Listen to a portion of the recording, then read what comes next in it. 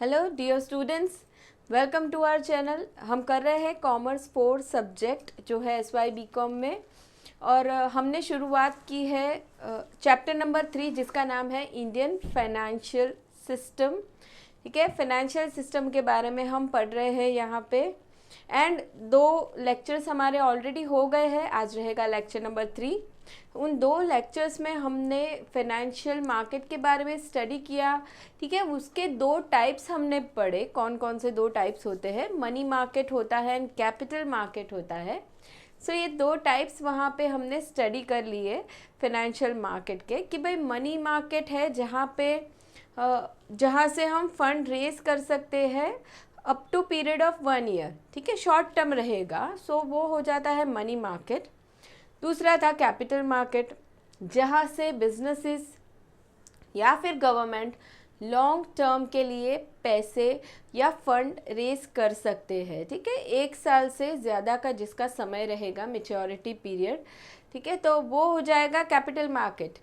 सो ये हमने देख लिया था एंड उनका और डिटेल में क्लासिफिकेशन भी देखा था, मनी मार्केट का क्या होता है एंड कैपिटल मार्केट का क्या होता है।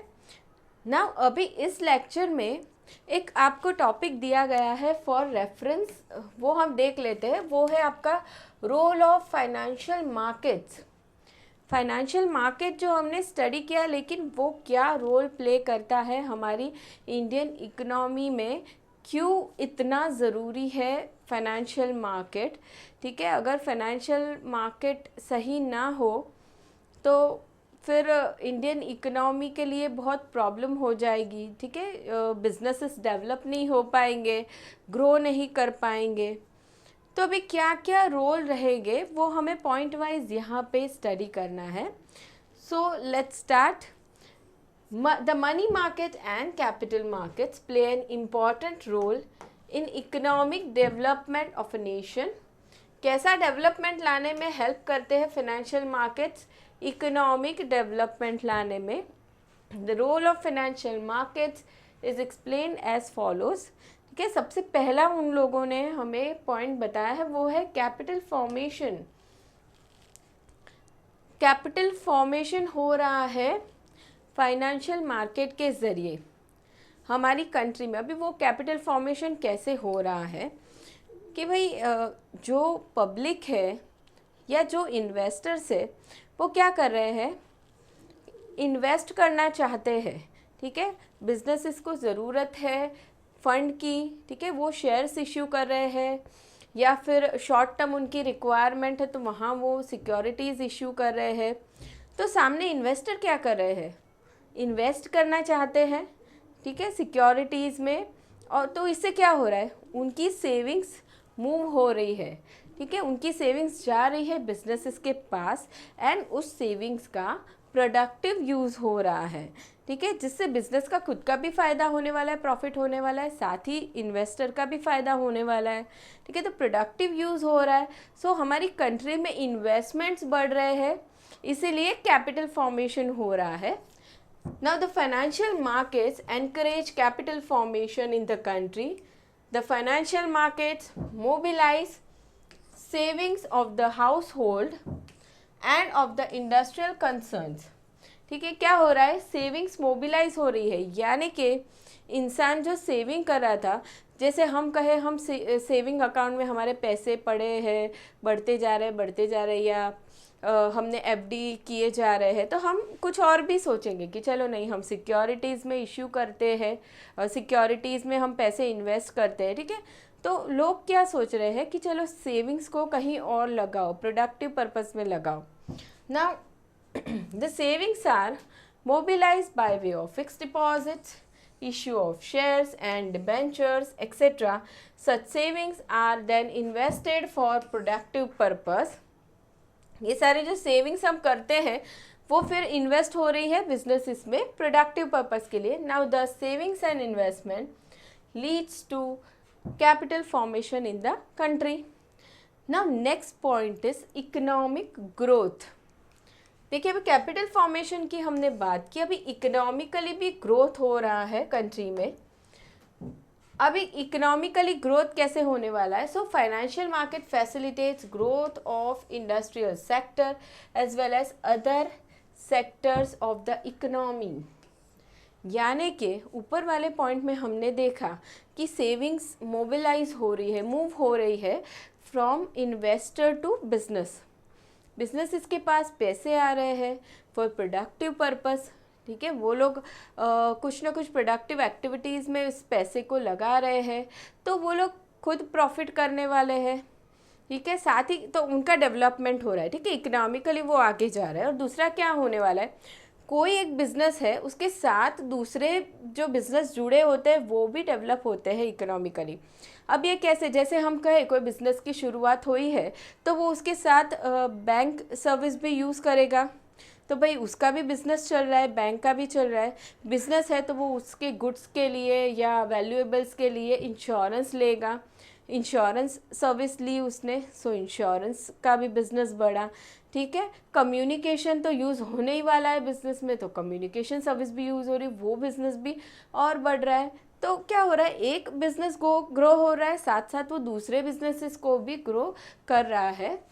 Now the capital markets makes it possible to lend funds to various projects both in private sector as well as public sector। ये दोनों ही चीज़ों में कैपिटल फॉर्मेशन हो रहा है, इकोनॉमिक ग्रोथ हो रहा है। Now the productive use of capital funds leads to economic development in the country। Now third is development of backward areas। देखिए अभी ये जो हम इकोनॉमिक ग्रोथ की बात कर रहे हैं, तो जो इकोनॉमिक ग्रोथ हो रहा है, बिजनेसेस ग्रो कर रहे हैं, उसकी वजह से हमारी कंट्री ग्रो कर रही है। तो अभी ऐसा तो नहीं है कि कोई एक लोकेशन है, सिटीज़ है तो वहीं पे ही बिज़नेस चालू हो रहे हैं, रूरल एरिया में नहीं हो रहा है, ऐसा नहीं है, ठीक है। काफ़ी सारे बिजनेसमैन ऐसे भी है जो रूरल एरिया में बिजनेस स्टार्ट करना चाहते हैं, बैकवर्ड एरिया में स्टार्ट करना चाहते हैं। गवर्नमेंट भी ऐसे बिजनेसेस को काफ़ी सारे इंसेंटिव्स वगैरह देती है, मोटिवेट करती है, ताकि वो वहाँ पे बिजनेस शुरू करे, बैकवर्ड एरियाज़ को आगे लाए, ठीक है। तो बैकवर्ड एरिया को आगे लाने में भी फाइनेंशियल मार्केट भी काफ़ी हेल्प करता है, ठीक है। बिजनेसमैन को अगर फाइनेंशियल मार्केट से फंड मिल जाता है तो वो वहाँ पे भी बिजनेस अच्छे से शुरू कर सकता है, एंड बैकवर्ड एरिया का भी डेवलपमेंट हो सकता है। वहाँ पे बिजनेस शुरू हुआ तो वहाँ के लोगों को एम्प्लॉयमेंट मिलेगी, वहाँ के कंज्यूमर्स को अच्छी सर्विस मिलेगी, अच्छे प्रोडक्ट्स मिलेंगे। So now the financial markets provide funds for the projects in backward areas। For instance, entrepreneurs can obtain fund by way of long-term loans, debentures and shares, etc. for investment in backward areas। This facilitates the economic development of backward area। Now, long-term funds are also provided for development of projects in backward and rural areas।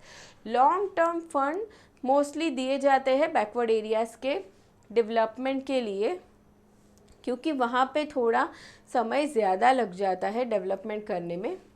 ना for instance the government obtains long term funds bye issue of rural development bonds. अब यहाँ पे government की बात की है कि government किसी बैकवर्ड एरिया को डेवलप करना चाहती है, एग्जाम्पल दिया है उन्होंने, तो गवर्नमेंट क्या कर सकती है, वहाँ पे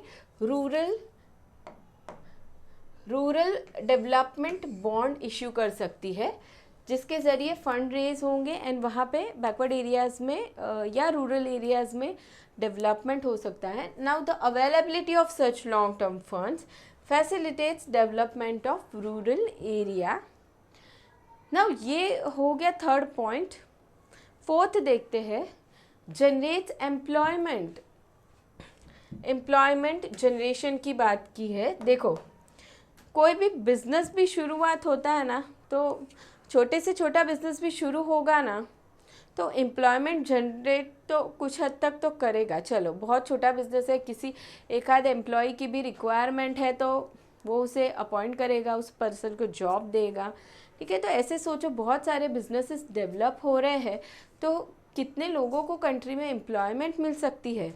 तो अभी हम यहाँ पे बात करेंगे फाइनेंशियल मार्केट की, कि भाई फाइनेंशियल मार्केट जितना ग्रो कर रहे हैं अच्छे से, तो वहाँ पे वह फाइनेंशियल मार्केट में ही काफ़ी सारे लोगों को एम्प्लॉयमेंट अपॉर्चुनिटी मिलती है। साथ ही अब फाइनेंशियल मार्केट के ज़रिए जो बिजनेसेस चल रहे हैं, जिनको फंड्स मिल रहे हैं, वैसे बिजनेसेस में भी एम्प्लॉयमेंट जनरेशन हो रही है। ठीक है, नए नए बिजनेसेस जनरेट होते हैं या ऑलरेडी एग्जिस्टिंग है वो एक्सपांड होते हैं, तो वहाँ पे भी एम्प्लॉयमेंट जनरेशन बहुत सारा होता है। So financial markets generate employment in the country. सबसे पहला उन लोगों ने कहा है direct employment in the financial markets related activities such as stock markets, bank, financial institution etcetera. ये डायरेक्ट एम्प्लॉयमेंट है। ठीक है, स्टॉक मार्केट में ही जॉब मिल गई, बैंक में ही लोगों को जॉब मिल गई, फाइनेंशियल इंस्टीट्यूशन में ही जॉब मिल गई। So direct employment. अभी दूसरी बात की है उन लोगों ने indirect employment. Indirect employment in all the sectors of the economy because of the funds provided for developmental project.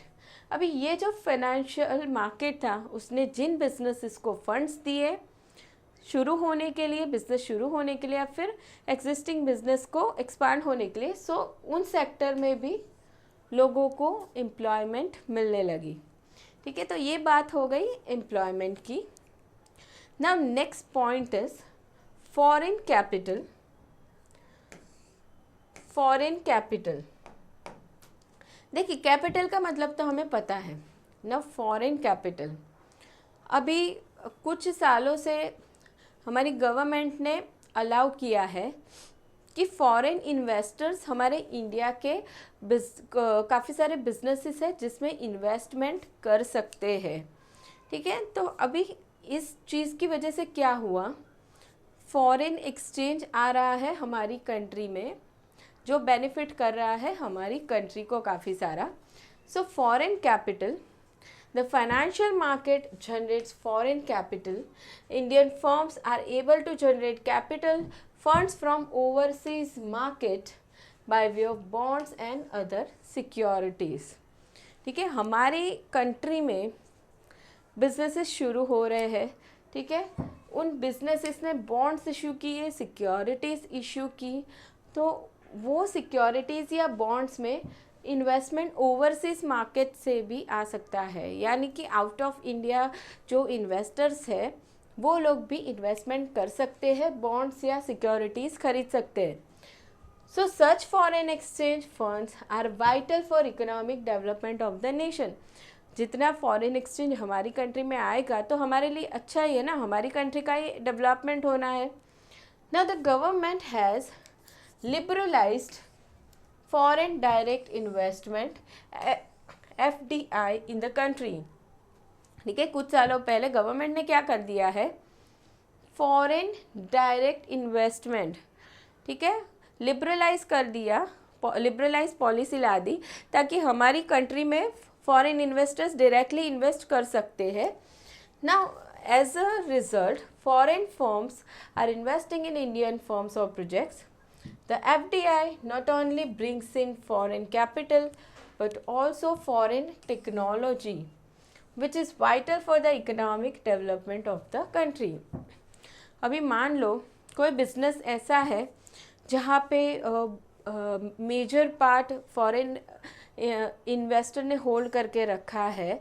ठीक है, तो वो क्या चाहेगा कि भाई हम हमारी कंट्री से टेक्नोलॉजी भी भेजें इंडिया में ताकि बिजनेसेस अच्छे से चले, अच्छे से प्रॉफिट करे। तो क्या हो रहा है, फॉरेन टेक्नोलॉजी भी आ रही है हमारे कंट्री में। ठीक है, तो दोनों तरीके से फ़ायदे हो रहे हैं। Now next is development of stock market. Development of stock market, the financial market facilitates development of stock market.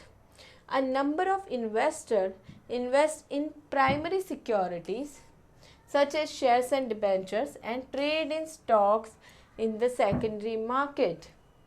This facilitates the development of stock markets. Also due to introduction of capital market reform, foreign institutional investors are allowed to deal on Indian stock exchange. देखिए अभी development of stock market हो रहा है। अभी stock market पे क्या होने वाला है, ट्रेडिंग होगा शेयर्स का, सिक्योरिटीज़ का, ठीक है। बहुत सारे इन्वेस्टर्स है, कोई बाय करना चाहता है, कोई सेल करना चाहता है, तो काफ़ी सारा चीज़ें वहाँ पे होने वाली है। सो लोग जितने ज़्यादा इंटरेस्टेड होंगे इन चीज़ों में, तो वो क्या करने वाले हैं, प्राइमरी मार्केट में सिक्योरिटीज़ इशू हो रही है तो उसे खरीदेंगे, उसके बाद ट्रेडिंग होने वाला है। तो इन सारी चीज़ों से क्या होता है, स्टॉक मार्केट डेवलप होता है। एंड दूसरा, हमने ऊपर अभी एफडीआई वाला पॉइंट देखा, ठीक है, फॉरेन डायरेक्ट इन्वेस्टमेंट गवर्नमेंट ने अलाउ कर दिया है कंट्री में। और दूसरा क्या हो रहा है, जो फॉरेन इंस्टीट्यूशनल इन्वेस्टर्स हैं उनको अलाउ किया गया है कि वो भी हमारे स्टॉक एक्सचेंज में डील कर सकते हैं, ठीक है। तो इससे क्या होगा, वो भी इंटरेस्टेड हो जाते हैं कि हम भी स्टॉक मार्केट में डील करें। The participation of FIIs has boosted the growth of stock markets in India. So ये बात हो गई development of stock exchange. Now next is development role of financial institutions। चलिए अभी बात करने वाले हैं फाइनेंशियल इंस्टीट्यूशन की। So financial institution play an important role in financial markets. The role of financial institutions is stated as follows.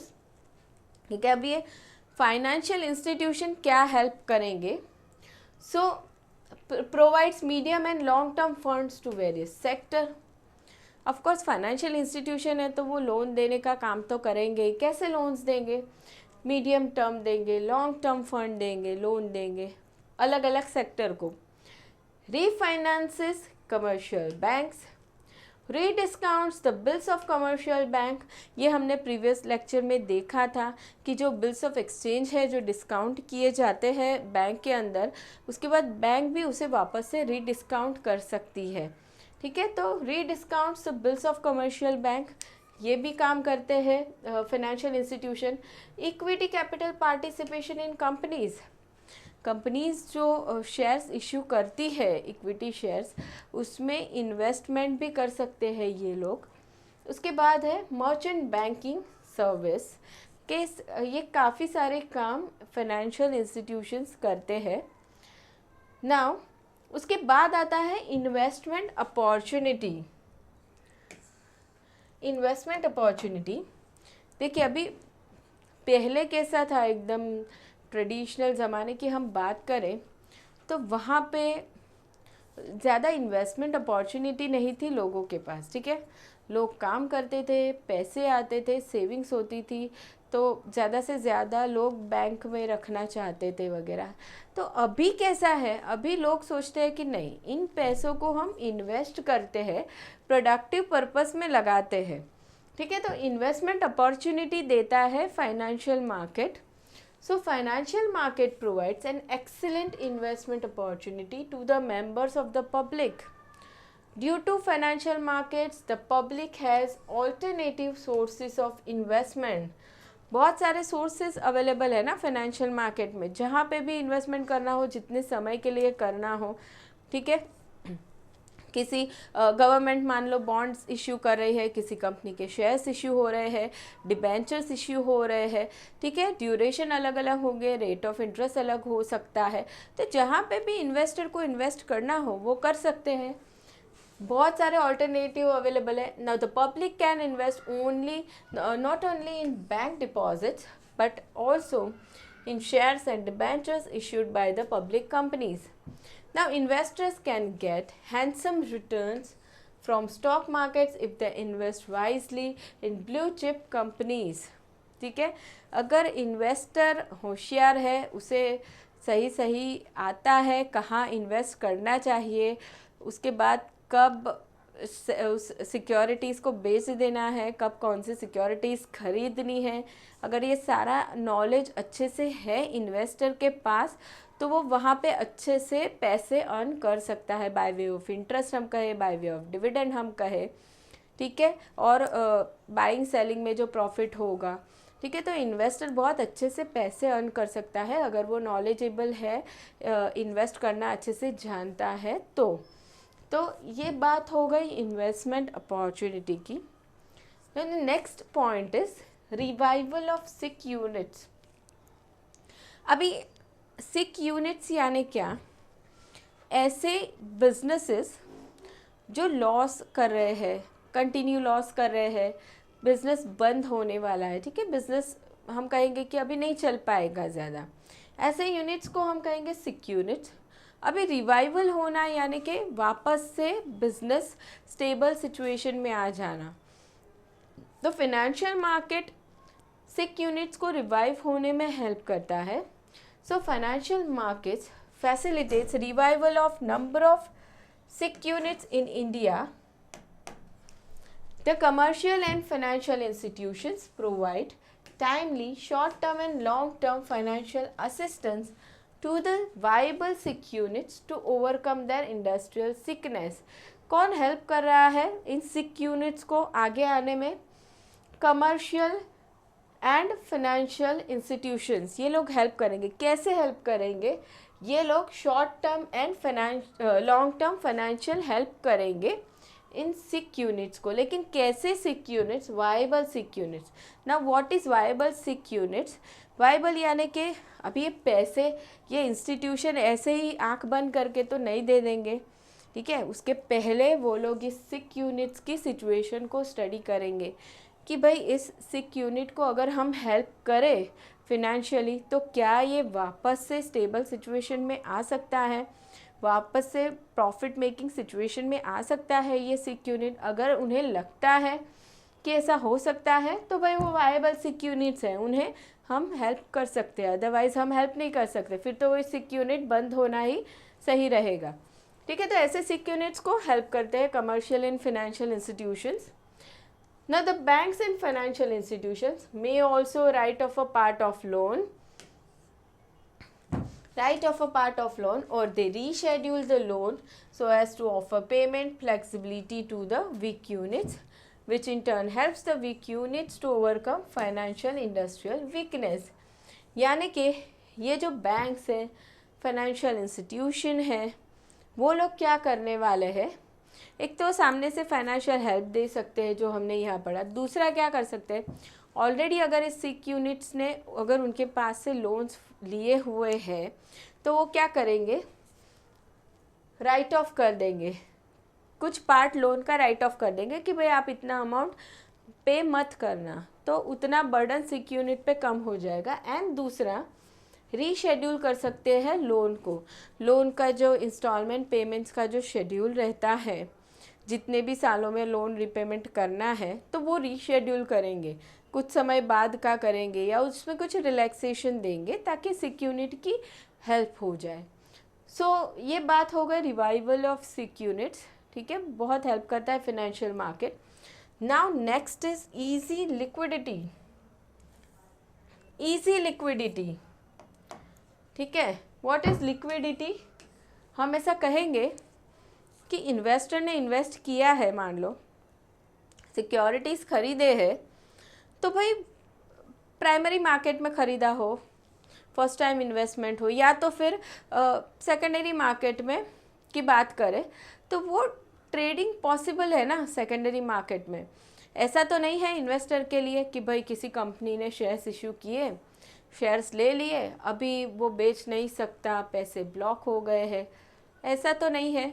So liquidity है, investor को अगर शेयर्स या सिक्योरिटी नहीं चाहिए तो वो सेल कर सकता है, किसी और को जिसको ख़रीदना हो खरीद लेगा, ठीक है। तो the secondary market makes it possible for investors to sell off their holdings in form of shares and debentures and convert them into liquid cash. The commercial banks also allow investors to withdraw their medium term and long term deposits as and when they are in need of funds subject to certain conditions, ठीक है।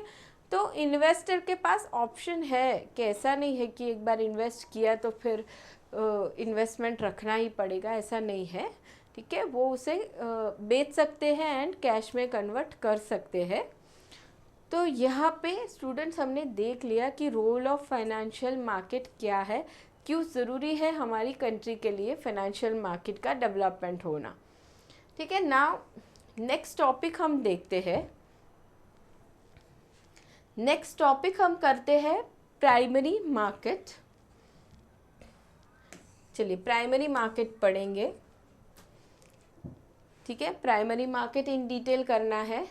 Now primary market क्या होता है ये हमने कुछ थोड़ा बहुत समझा था प्रीवियस लेक्चर में, ठीक है। एक तो हमने देखा था कि फाइनेंशियल मार्केट के जो दो पार्ट थे, मनी मार्केट, कैपिटल मार्केट। अभी उसमें कैपिटल मार्केट में जो क्लासिफिकेशन था कॉरपोरेट सिक्योरिटीज़ मार्केट, उसके अंदर था प्राइमरी मार्केट, ठीक है। जो कॉरपोरेट सिक्योरिटीज़ मार्केट यानी कि कंपनीज की जो सिक्योरिटीज़ इशू होती है, तो उसमें अभी वो सिक्योरिटीज़ जो फर्स्ट टाइम इशू हो रही है, ठीक है। फर्स्ट टाइम कंपनी को पैसे की ज़रूरत है, कंपनी नई शुरू हुई है या एग्जिस्टिंग बिजनेस है, एक्सपांड कर रहा है खुद के बिजनेस को, so first time securities issue हुई है, तो उसे हम कहेंगे प्राइमरी मार्केट। अभी ये जो फर्स्ट टाइम सिक्योरिटीज़ इशू हुई है, तो उसके बहुत सारे अलग अलग तरीके हैं प्राइमरी मार्केट में, वो स्टडी करते हैं ना। Primary market is a market for new issue of securities. First time issue हो रहा है तो इसे न्यू इशू भी कह सकते हैं, which are issued to public for the first time, ठीक है। फर्स्ट टाइम वर्ड याद रखना है primary market. Now it is also called as new issue market. Now the securities that is shares और debentures are raised by way of following. किन किन तरीकों से शेयर्स या डिबेंचर्स को इशू किया जा सकता है, तो सबसे पहला आता है पब्लिक इशू थ्रू प्रोस्पेक्टस।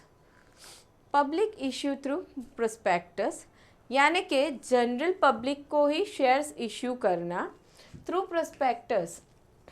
ना व्हाट इज़ प्रोस्पेक्टस? प्रोस्पेक्टस एक ऑफर डॉक्यूमेंट रहेगा जिसके अंदर कंपनी की सारी इन्फॉर्मेशन होगी, या फिर कंपनी कोई नया प्रोजेक्ट शुरू कर रही है तो उससे रिलेटेड सारी डिटेल होगी, इन्फॉर्मेशन होगी, जिससे पढ़ के जान के इन्वेस्टर्स इन्वेस्ट कर सकते हैं, ठीक है। कंपनी ने जो शेयर्स या सिक्योरिटीज़ इशू की है उसमें, तो ये हो गया public issue through prospectus. Second आता है राइट इशू। अभी राइट इशू भी फर्स्ट टाइम इशू ही होता है, सिक्योरिटीज़, नई सिक्योरिटीज़ ही फर्स्ट टाइम ही इशू हो रही है। लेकिन अभी राइट इशू कब होगा कि मान लो कोई एग्जिस्टिंग कंपनी है, ठीक है, उसे उसका बिजनेस एक्सपांड करना है, ग्रो करना है, ठीक है, या कोई नया प्रोजेक्ट शुरू करना है, तो कंपनी को पैसे चाहिए, एडिशनल पैसे, फंड चाहिए। तो अभी कंपनी क्या करेगी? उस फंड के लिए सिक्योरिटीज़ इशू करना चाहती है कंपनी। तो अभी कंपनी क्या सोचेगी कि हम जनरल पब्लिक को शेयर्स ऑफ़र करें, उससे पहले हम हमारे एग्जिस्टिंग शेयर होल्डर्स को ही पूछते हैं, उन्हें राइट देते हैं कि चलो आप ही हमारी कंपनी में और इन्वेस्ट करो, हम जो नए शेयर्स इशू कर रहे हैं वो आप ही ले लो। ऐसा राइट देगी कंपनी एग्जिस्टिंग शेयर होल्डर्स को, उसे हम कहेंगे राइट इशू, ठीक है। तो वो एग्जिस्टिंग शेयर होल्डर्स ही कंपनी के एडिशनल शेयर्स खरीद सकते हैं, लेकिन थोड़ा डिस्काउंटेड रेट पे रहेंगे। नॉर्मल पब्लिक को जो रेट पे दिया जाएगा उससे थोड़ा कम रहेगा, उसे हम कहेंगे राइट इशू। अभी नेक्स्ट आता है बुक बिल्डिंग। ना व्हाट इज़ बुक बिल्डिंग? अभी बुक बिल्डिंग में क्या होगा, इसमें प्राइस डिस्कवरी भी किया जाता है शेयर्स का। सो कंपनी क्या करेगी, जो शेयर्स इशू यहाँ करने वाली है पब्लिक इशू थ्रू प्रोस्पेक्टस, तो वो इशू करने से पहले कंपनी क्या करेगी, काफ़ी सारे इन्वेस्टर्स होंगे, जो ऐसे लोग हैं जो जिनकी नेटवर्थ बहुत ज़्यादा है, कुछ ऐसे इंडिविजुअल्स होंगे, या फिर कोई कंपनीज़ है, फिनेंशियल इंस्टीट्यूशंस है, ठीक है, उनके पास से बीड्स इनवाइट करेगी। बीड्स यानी कि उसमें वो लोग बताएंगे कि वो लोग कितने शेयर्स किस प्राइस पे ख़रीदना चाहते हैं, ठीक है। कंपनी उन लोगों से बीड्स इनवाइट करेगी।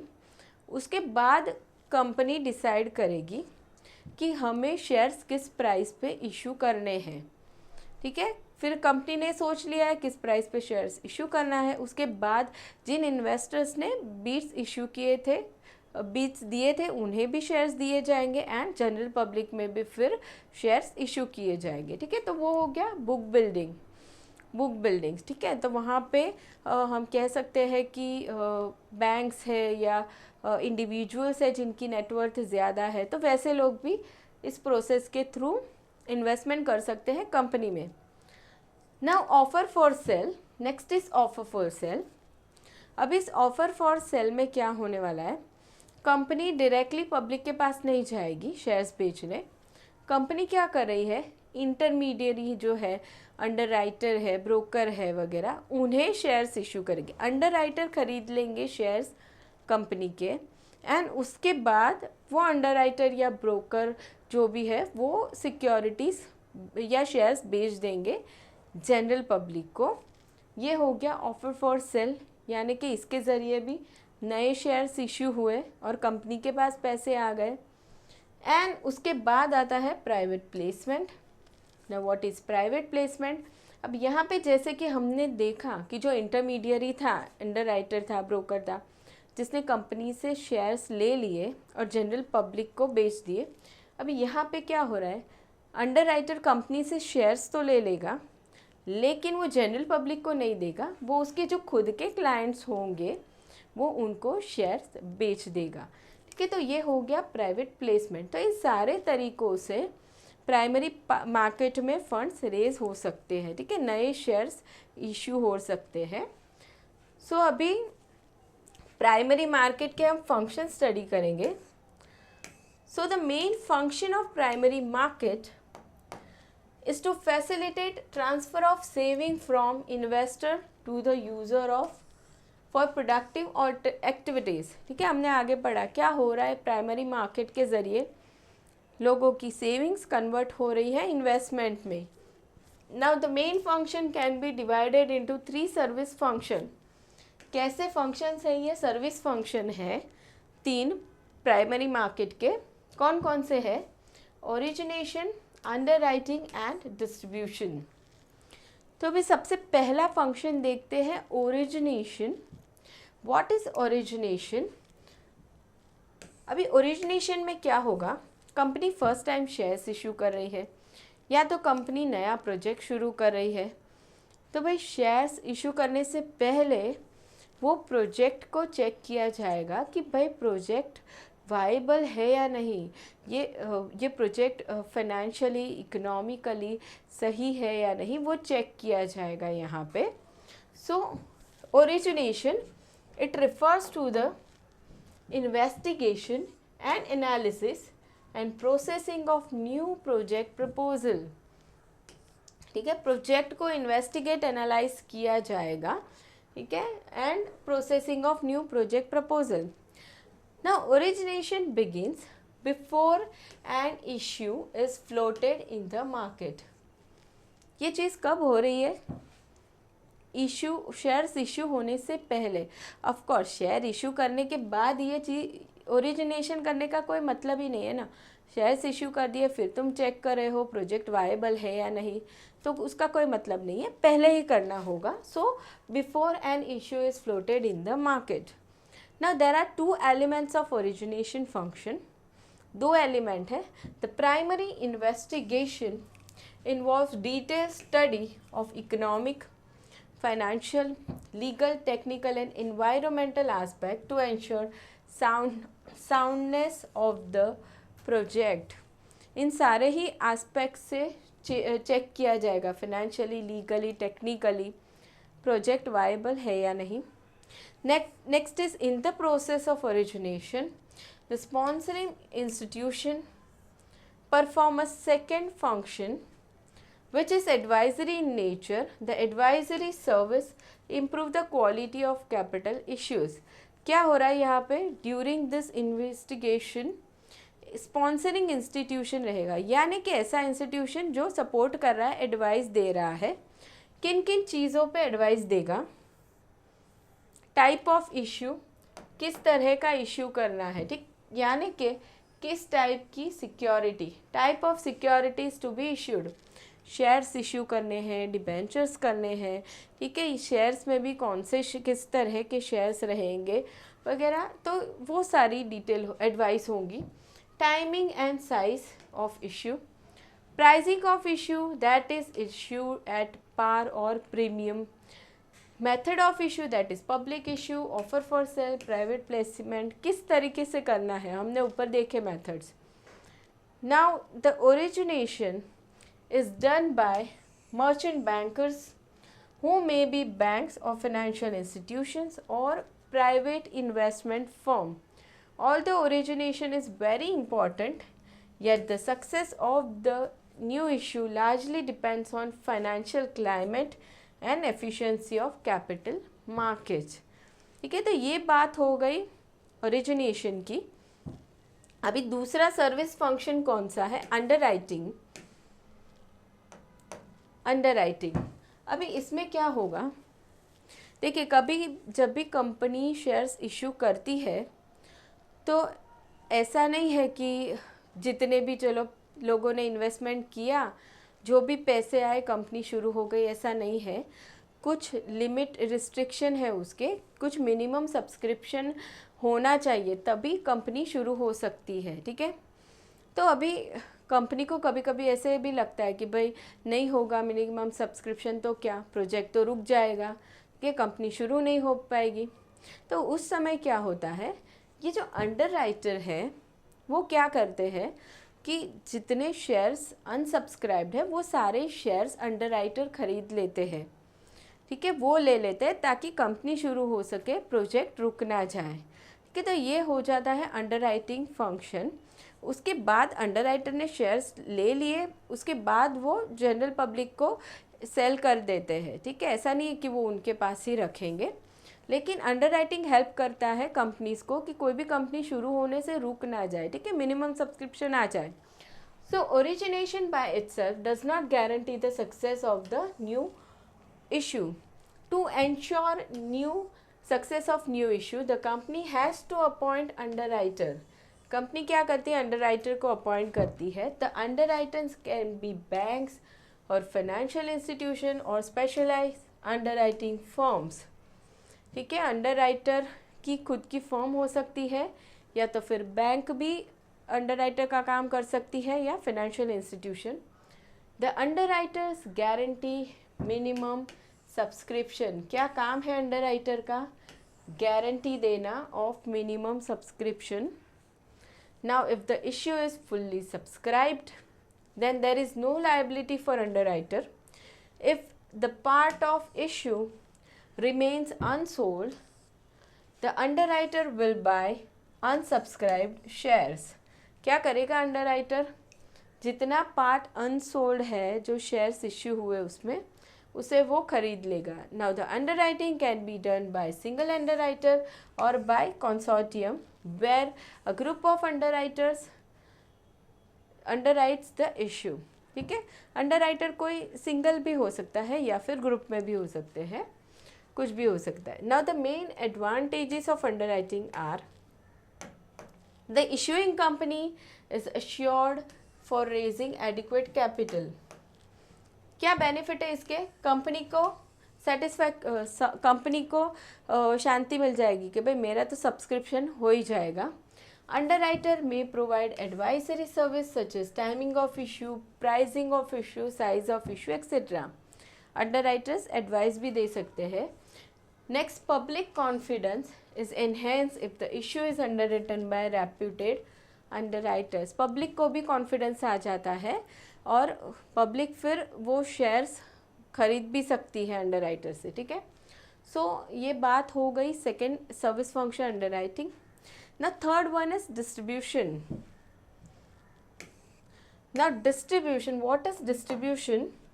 So underwriting is only stop-gap arrangement to guarantee the success of new issue. देखिए सिर्फ stop-gap arrangement है, यानी कि इशू फुल्ली सब्सक्राइब नहीं था तो उसके लिए कुछ समय के लिए क्या किया अंडरराइटर ने, अनसोल्ड जो शेयर्स थे उसे खरीद लिए.